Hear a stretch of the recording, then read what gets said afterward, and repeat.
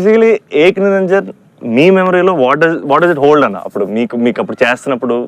Yeah అంటే పురి గారు లాగా ఎవరు రాయలేదు. నేను బుజ్జిగాడు నాకు ఆయన చెప్పినప్పుడు క్యారెక్టర్ నాకు పిచ్చెక్కిపోయింది. నాకు టెన్షనే వచ్చిందంటే ఇది ఎలా చేయగలరా బాబు, నేను ఎప్పుడు చేయలేదు ఇలాగా.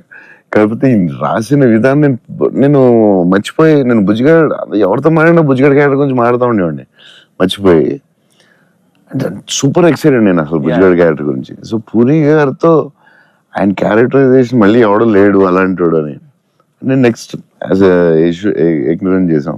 నువ్వు చెప్పిన డైలాగులని చెప్తుంటే అసలు నాకు ఆయనలో ఎవడు రాయలేడు. It's his writing, the character designing, what Puri garu అలా ఎవడు లేడు ఇండియాలో, వరల్డ్లో లేడు.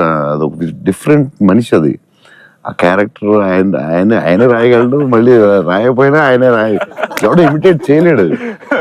సో నువ్వు అంత స్ట్రాంగ్ డైలాగ్ ఒక యాక్టర్ చెప్తే న్యాచురల్గా వచ్చేస్తుంది అంతే.